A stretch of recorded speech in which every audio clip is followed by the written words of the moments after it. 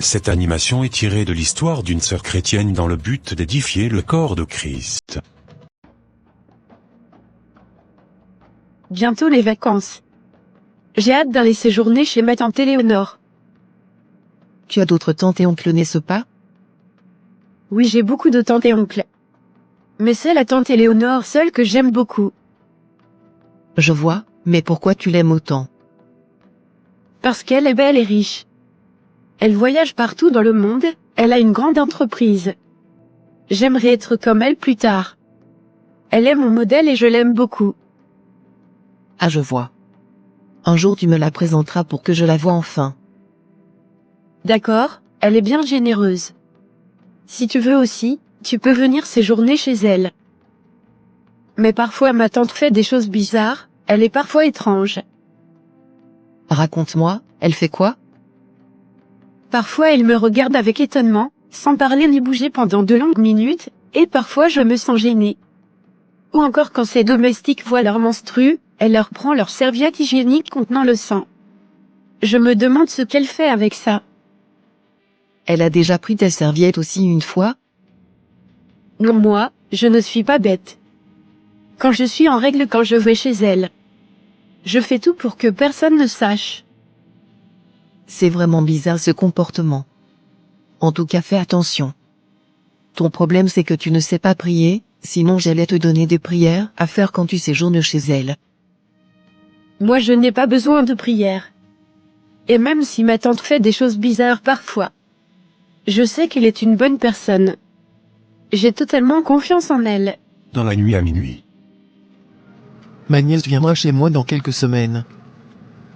C'est elle que je veux donner cette année pour avoir plus de pouvoir.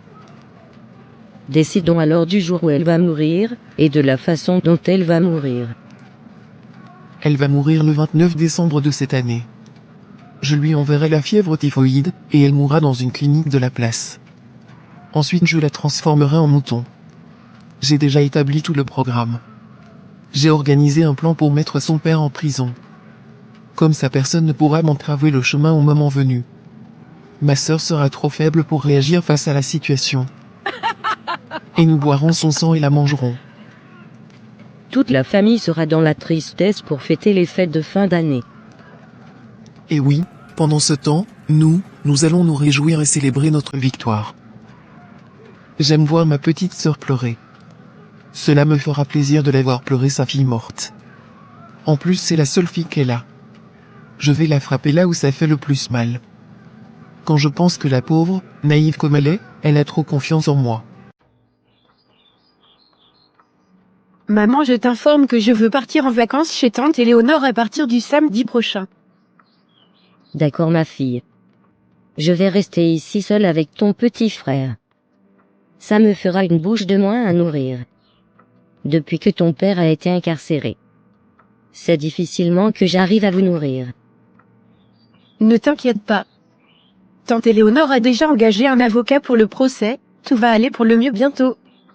Et quant à moi, après ma soutenance, je vais très vite trouver un emploi. Je l'espère ma fille.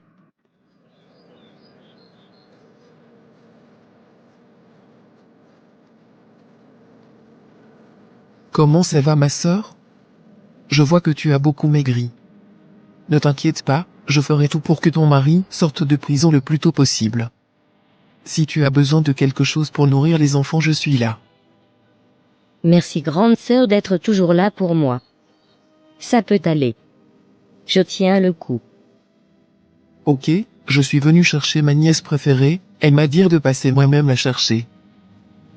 Elle arrive, elle s'est déjà apprêtée depuis le matin. Je t'apprécie beaucoup, ma tante. J'aimerais devenir une femme d'affaires comme toi, que le Seigneur me donne cette grâce. Je t'aime beaucoup.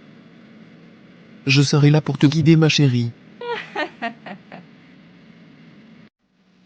J'ai déjà demandé au domestique de te préparer la chambre que tu occupes d'habitude quand tu viens ici, vas-y ranger tes affaires, puis reviens en bas pour le dîner. D'accord, ma tante. Je vais commencer à l'attaquer d'ici quelques jours, mais elle ne doit pas mourir dans ma maison. Sinon je serai immédiatement soupçonné par la famille. Je dois trouver une excuse pour la renvoyer chez sa mère le plus tôt possible. C'est entre ses mains qu'elle doit mourir. Ma chérie, je dois effectuer un voyage sur l'Europe et je ne sais pas quand est-ce que je vais rentrer. Le mieux c'est que tu retournes chez tes mères pendant ce temps. Quand je reviendrai au pays, je vais repasser te chercher. D'accord, ma tante. Je comprends. Maintenant je vais commencer par l'étrangler. Toutes les nuits lui envoyer la maladie. Mirabelle, j'appelle maintenant sur ta vie la fièvre. Que cette fièvre t'attaque tous les soirs, à partir de 17h. Mon ami est déjà revenu de chez sa tante. J'irai lui rendre visite. Mais qu'est-ce que tu as comme ça? Depuis quand es-tu tombé malade à ce point? Et pourquoi tu ne m'as rien dit? Je ne sais pas vraiment de quoi je souffre. Tantôt le docteur dit que c'est le paludisme, tantôt il dit que c'est la fièvre typhoïde, cette fameuse fièvre commence seulement les soirs. Maman ne sait plus quelle tisane me préparer. Les soirs quand je me couche, je sens une main qui m'étrangle au point où je ne peux pas respirer. Quand je commence à dire Jésus Jésus, la main me lâche. Tout ceci a commencé depuis quand? Depuis près d'une semaine. Je crois que c'est la sorcellerie. Me laisses-tu prier pour toi? Oui, je veux bien. Au nom puissant de Jésus. Je me tiens dans l'œuvre achevée de Christ. Il est écrit que le Fils de l'homme apparut afin de détruire les œuvres du diable. Père, au nom de Jésus, je détruis toute œuvre de sorcellerie dans la vie de Mirabelle. Et par le pouvoir que j'ai de marcher sur les serpents et les scorpions, je marche sur tout esprit de sorcellerie qui attaque mon ami les soirs, je brise la main invisible qui l'attaque au nom de Jésus. Esprit de sorcellerie, je te réprime au nom de Jésus. Toi sorcier, je te réprime au nom de Jésus, je détruis tes œuvres, sors de la vie de Mirabelle, je te l'ordonne. Je déclare la santé à la place de la mort. Au nom de Jésus j'ai prié. Amen. Amen. Mais que se passe-t-il? Je suis attaqué. L'âme de Mirabelle est à moi, je ne la lâcherai jamais. Je dois très vite trouver un moyen pour que personne ne prie plus jamais pour elle.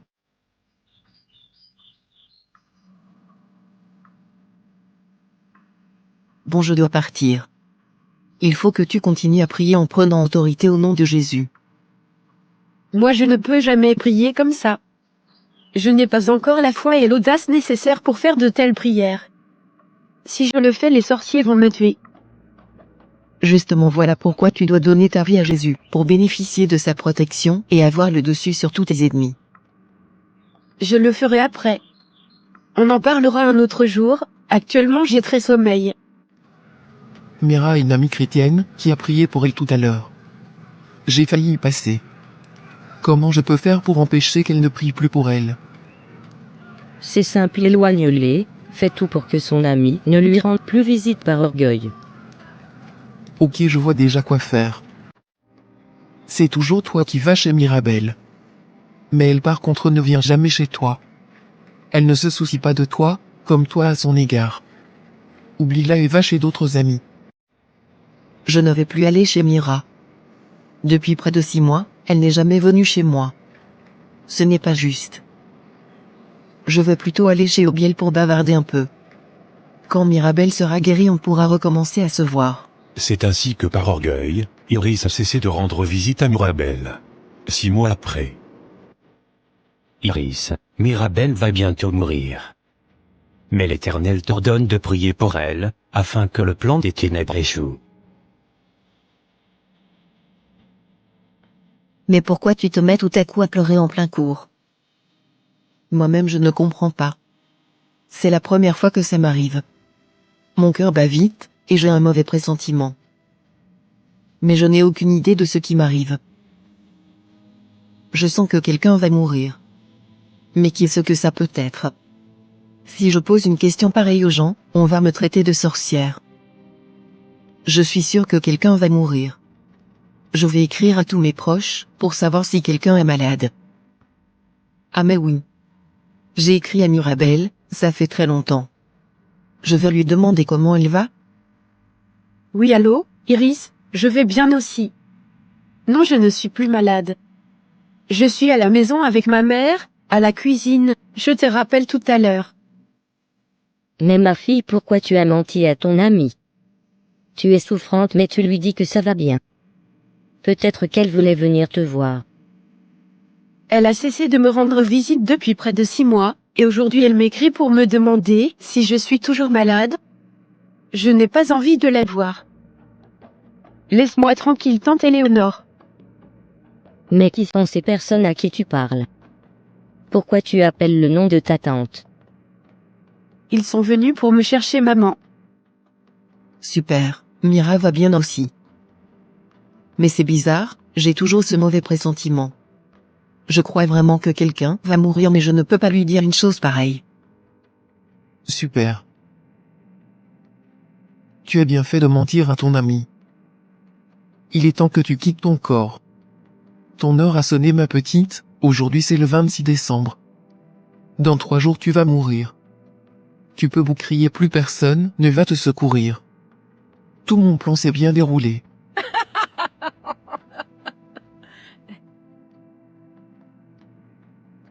Trois jours après. C'est pas vrai. Tu as quoi? Je viens de voir sur le statut de nos amis que Mirabelle est morte. Ils ont posté les photos dans les environs de 11 heures. Dis-moi que ce n'est pas vrai. C'est ma faute. J'aurais pu empêcher cela. Je comprends maintenant pourquoi depuis 2 semaines j'avais ce mauvais pressentiment. Je lui ai écrit il y a 3 jours et elle m'a dit que tout allait bien. Elle m'a donc menti. Mais pourquoi je n'ai pas questionné le Saint-Esprit?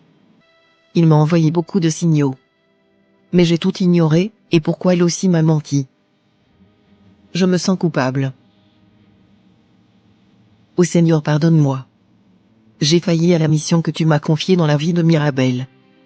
J'ai échoué, j'ai laissé les ténèbres me manipuler. Je n'arrive pas à croire que ma chérie soit morte. Je suis sûr que c'est toi qui as pris ma fille. Espèce de sorcière. Elle appelait ton nom quand elle est morte. Je ne vais pas te laisser détruire ma réputation. Je suis une personnalité publique. Je n'ai rien fait à ta fille. Arrête de te sentir coupable, ma fille. Tu t'es simplement laissé manipuler par les ténèbres, car tu étais un obstacle pour l'accomplissement de leur plan macabre. Ton esprit savait que Mirabelle allait mourir, mais ton âme ne le savait pas encore. Le Seigneur envoie beaucoup de signaux par les pressentiments, la tristesse, le rêve, ou une envie de prier.